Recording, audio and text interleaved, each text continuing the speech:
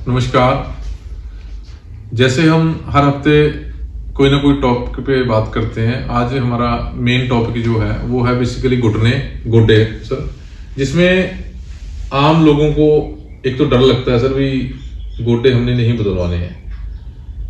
ये एक्चुअली एक तो सबसे बड़ा डर है लोगों के दिमाग में। दूसरा नंबर क्या होता है सर, जब पेशेंट गोडे बदलवाने के उसमें आते हैं उस समय उनकी एज बहुत ज्यादा हो गई होती है।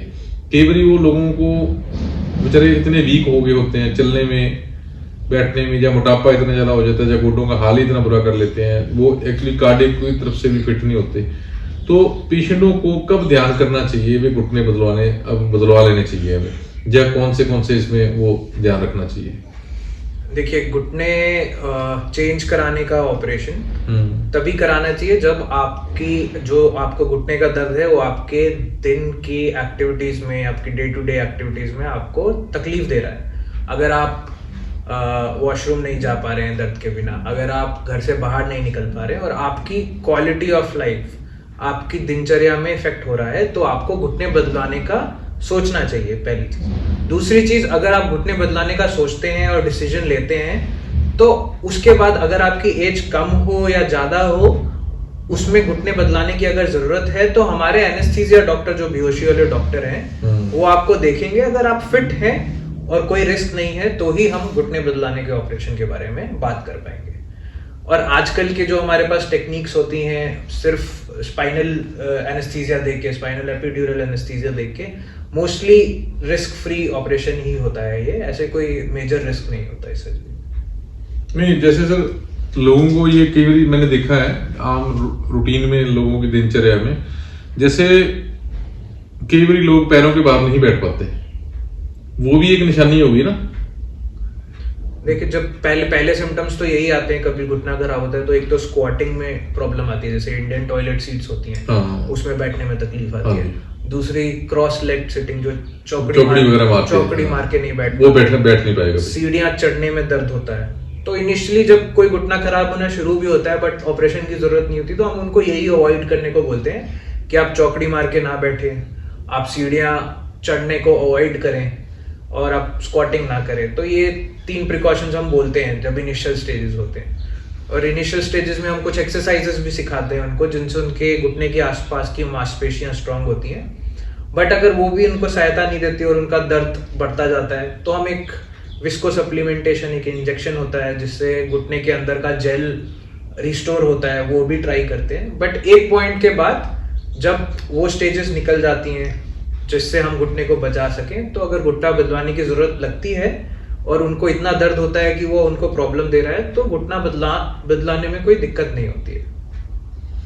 बेसिकली ना लोगों को जैसे घुटने में इंजेक्शन लगाया, वो भी मेरे ख्याल से अलग अलग आते हैं ना, स्टीरॉयड हो गया, जैसे वो जेल हो गए, वो अलग अलग ही है ना दोनों से? उनकी दोनों की अलग अलग इंडिकेशन है। यूजुअली स्टीरॉयड इंडिकेटेड ज्यादा होता नहीं है। ज्यादातर जो जेल इंजेक्शन जो हम बोलते हैं, जो हाइलुरोनिक एसिड एक होता है, वो बेसिकली आपके घुटने के अंदर की ल्यूब्रिकेशन को बढ़ा देता है, तो उससे आपका पेन कम हो जाता है और आपको टाइम मिल जाता है कि आप उसी घुटने से ज्यादा समय तक काम चला सके। ठीक है। जैसे उसमें सर सपोज ऑपरेशन भी करते हैं, तो कितने दिन बाद रूटीन में ठीक हो जाता है पेशेंट? घुटना चेंज करने के ऑपरेशन के बाद यूजुअली अगले दिन से पेशेंट खुद से चलने लगता है। अपार्ट फ्रॉम हमारी जो सर्जरी होती है, पेशेंट की भी 4 से 6 हफ्ते तक मेहनत होती है। उस मेहनत में उनको कुछ एक्सरसाइजेस करनी होती है घुटना बदलाने के बाद। यूजुअली 6 हफ्ते तक वो एकदम नॉर्मल इंसान की तरह हर कुछ कर पाता है। बट इमीडिएटली सर्जरी के बाद नेक्स्ट डे से टोटली इंडिपेंडेंट होता है, खुद से ही उठता है, खुद से ही चलता है, खुद से ही वॉशरूम जाता है, खुद से ही बेड पे बैठता है, खुद से ही बेड से उठता है। तो कोई डिपेंडेंसी नहीं होती है। फिजियोथेरेपी बाद में करनी पड़ती है? फिजियोथेरेपी से जो हमारा ऑपरेशन करने का काम है, और उसमें सप्लीमेंटेशन फिजियोथेरेपी देती है। फिजियोथेरेपी से उनके आसपास की मांसपेशियां स्ट्रांग होती हैं। फिजियोथेरेपी से जो हमने ऑपरेशन किया है उसका बेस्ट रिजल्ट उनको मिल सकता है।